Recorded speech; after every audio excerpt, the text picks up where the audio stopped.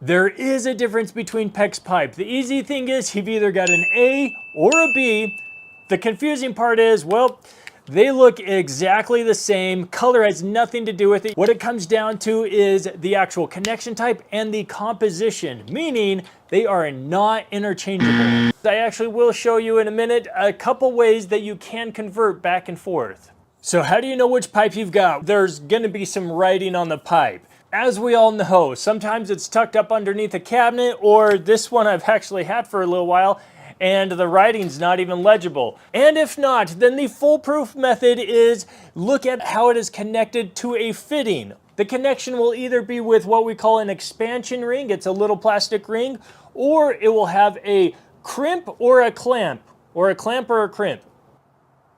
Since there's two types, obviously there's going to be differences. One of the main differences is actually the flexibility. We've got A, and it is very flexible. It requires a crazy expensive expansion tool for the fittings.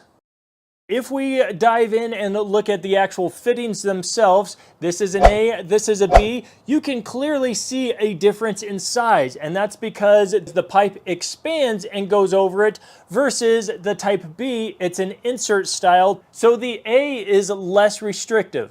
Now, if you're just a homeowner end user, do not worry about this. You will not be able to tell a difference in your pressure. Where you would find a difference is in if you're like in a condo or apartment complex, and that's most likely why you'll see contractors using A, including in new home constructions. They're doing a whole bunch, it's easier to work with, most likely have A.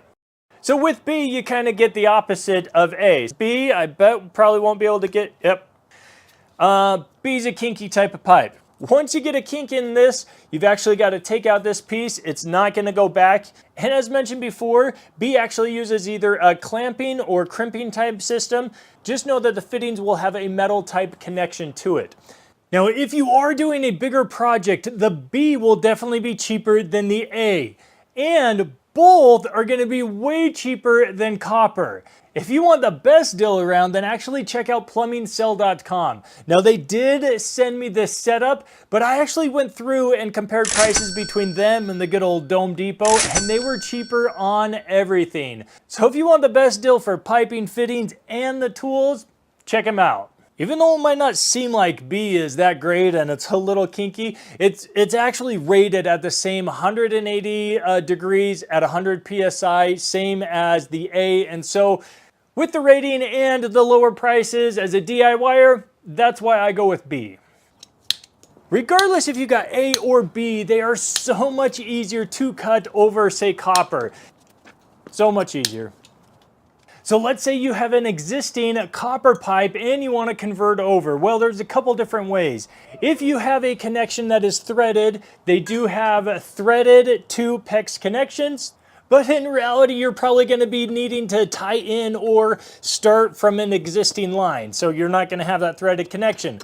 My favorite is a shark bite or just a slip-on type connection. They're expensive, but if you're just tying in, you only need one or two of these, and it really just as simple as sliding it over and then you're pushing it into the pipe. And the best part is you can interchange or go from one to the other. But what it means is, come on, there we go. You can go from A to B just that easy. Or another connection, if you don't mind soldering at one point, is a sweat connection that goes from the copper to a PEX. Now I am going to go off script here just for a second because this method is actually not suggested or recommended by the manufacturer, and that is that you can go with an A pipe to a B type fitting with a crimp or clamp style. You can't go the other way around. I wanted to test out the strength of the fittings, so what a better way than to hang off of them? Well, they actually all passed, no issues whatsoever, and the reason why I fall is actually because the pipe slips up off the 2x4, so no issue with the fittings or the piping, just my ego. Onto the tools and fittings. You can get the typical elbows, straights, and T's in both plastic and brass. For me, I don't know. I typically go with the brass just because it is a little more expensive, but there's just that comfort to know that it's a metal piece in there.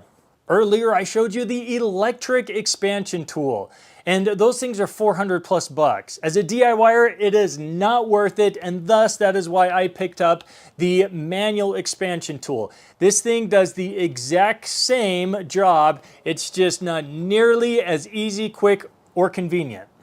Now, as far as the clamp or crimp, let me get into maybe 1 or 2 reasons why you would pick up one or the other. So for the crimper, you've got this copper ring and it slides right over the pipe, and then you just simply crimp down on it. So with different size pipes, you are actually going to need different size jaws, and some tools actually have them stacked up, and that's just fine. Mine, I actually have to take this in and out. So if I'm switching from different sizes multiple times a project, kind of a disadvantage for that one. Now, per the manufacturer recommendation, the ring should actually be set back about 1/8 to 1/4 of an inch past the end of the pipe. And as you can kind of see, it will slide all over the place, especially if it's in a vertical installation. So a really quick trick for that is you can actually, well, pick up some expensive end stop style rings, but these are about twice as much. So if you don't want to get those, grab a pair of pliers and just barely cinch down on it, and that will hold it right in place while you crimp it. Also, the jaws need to go around to the other side of that crimp. So if you are very tight on space and do not even have that much back behind you, so either figure out a way to crimp it before and attach it, or you're going to be needing a different system. And you can get the clamping style tool, and it's a one size fits all, and then you only need to get to the top side of it, so it could save on space. The downside is it's a ratcheting style clamp, therefore it takes extra time. You got a little blue light that will tell you when it's sufficient enough. Versus the crimping tool, it actually has this little gauge. It's a go, no go gauge. If I haven't convinced you to go to PEX yet, well, here's even one more. It actually has better thermal properties over copper. It's just another thing that when you go PEX, you will hate going back to copper. Like and subscribe.